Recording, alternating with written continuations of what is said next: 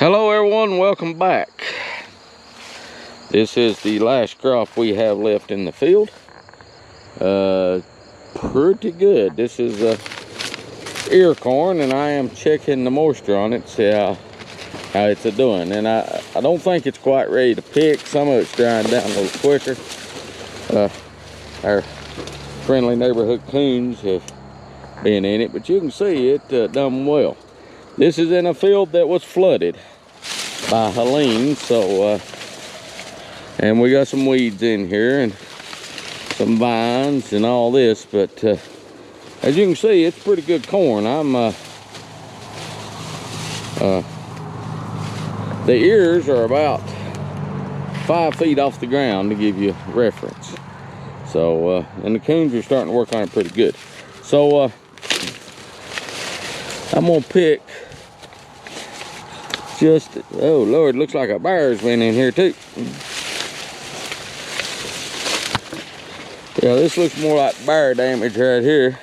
It may be coon damage, but this is for we'll primarily sell this for guys, deer hunters. So let's check the moisture in it and see how close we are to getting ready to pick. Yeah, we've got some damage in here, but that's normal. But give me an idea of what,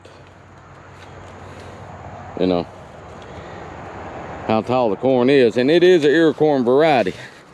This is a field that we didn't get to do a lot of work in after Helene.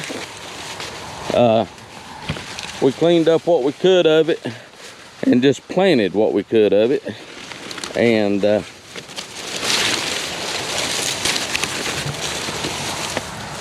that's that. Now, I had intended to make some videos between the last one and this one, but as life sometimes happens, you can see creek come down through this. All this was underwater, and strip up through here we didn't get to plant, so, but we'll talk more about that later. But as I was saying, I had intended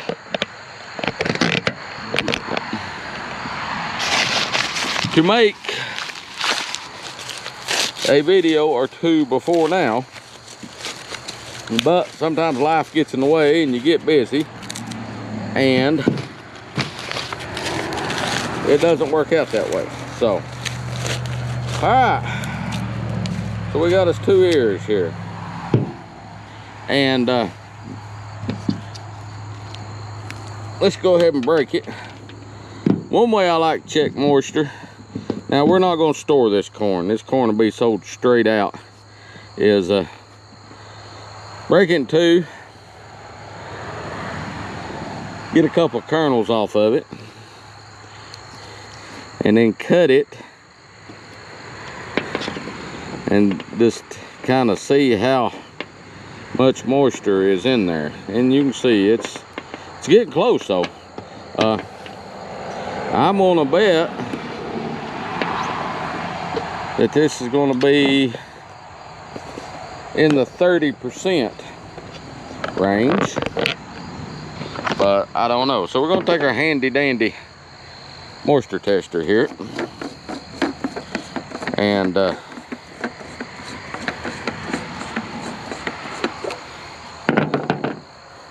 what we do, the lid screws off here, and we're just gonna fill this cavity up nice and flush. And I'm gonna try to film this and show and do it as we go. But as I was saying, we're not gonna store this corn, so we can pick it a little wetter than normal. And you know, it depends on who you talk to. A lot of people on ear corn like it around below 21%, I think is kind of a common number.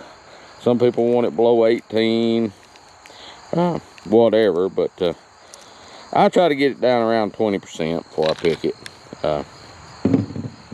If it gets too dry with that old corn picker, it tends to shell out worse. So, you know, there's always a trade-off. But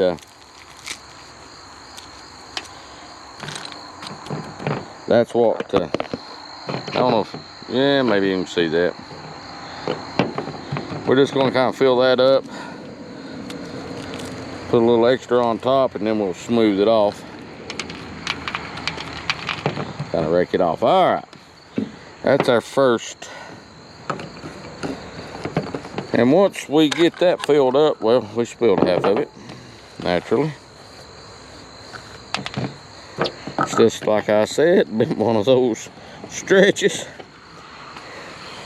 And sometimes it can be a pain to get the lid started without cross-threading it with the corn in it.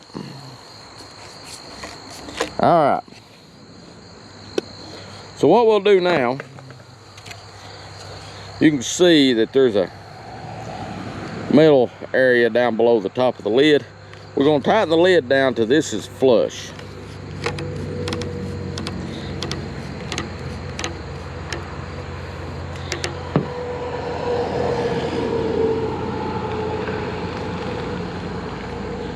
All right, it's flush right there. Now, we'll come over here and cut the power on.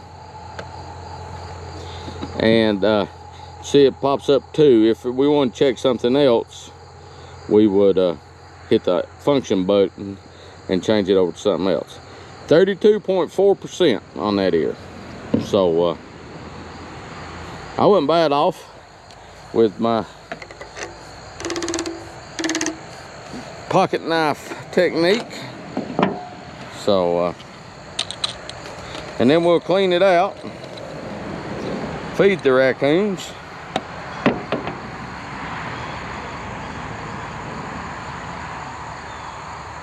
and we'll check this other ear. And this one feels drier than that one did. Like I said, I like to break it in two, and I'll get me a kernel, and yeah,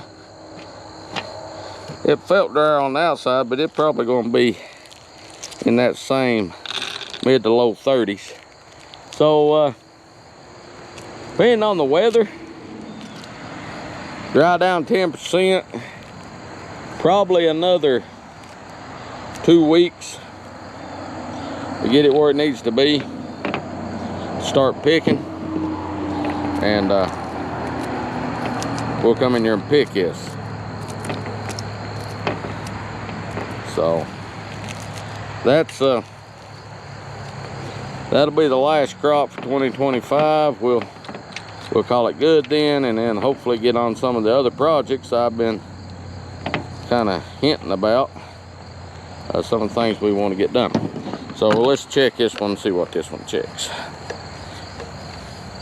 And once again, I've cross-threaded the lid.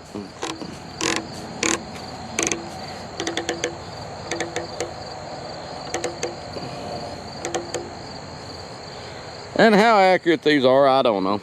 But we'll let this one run and see what it comes up as. 30.7, so it was a little drier. It felt dry on the outside, but you know, so just a touch drier. So yeah, probably in about 2 weeks we'll be able to start picking that. So, but as I was saying, this field was hit pretty hard here in Helene. Not as hard as some of the other fields that we used to farm or farmed at one time, but the creek is over on the other side of that utility line, and it goes up and around the upper end, and it broke out where it turns and comes down through this field here, and done some damage. So that's it grew really good this year, and we actually come in here, and me and my son, and I'll come in here and mow around it before we start picking. I'll mow around it and clean everything up a little bit. Me and my son come in here, and we turned it. I turned it one evening after we cleaned up some. Turned it one evening. Next day we disked it down, put fertilizer on and planted. So within 24 hours, it went for something like this to planted. And it, and you can see the lower end we didn't even fool with because it was buried under rock and sediment and everything down there at the very end. But with all that being said, all that jazz, we are closing in on the 1-year anniversary of Helene. And I will probably post a video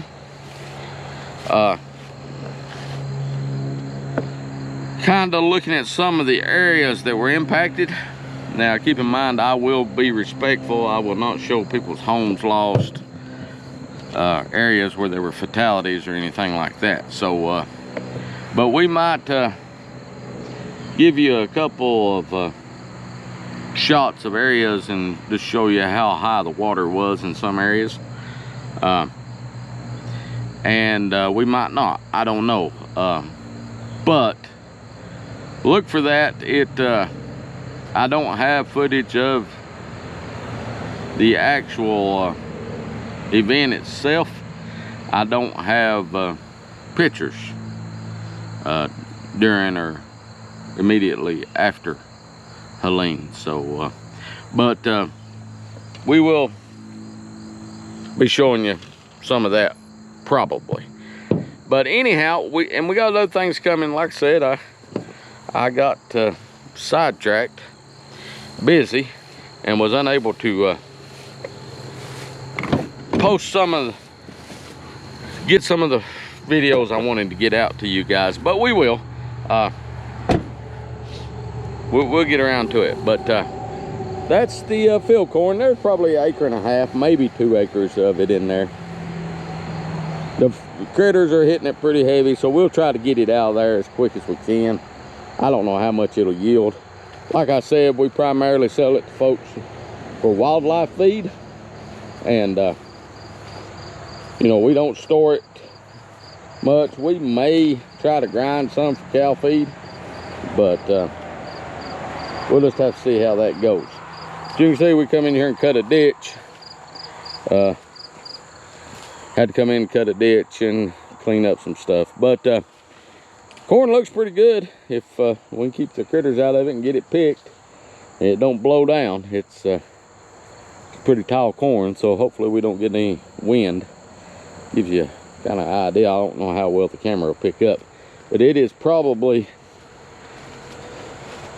12, 13 feet tall in most places. So pretty good corn. Pretty good ear set, and we'll go from there. But anyhow, if you like this video, give it a thumbs up, and if you want to see more, hit subscribe. Guys, I'm a little rusty with YouTube. It's going to take me a while to get back in the swing of it, but we'll give it a shot. We'll talk to you guys later.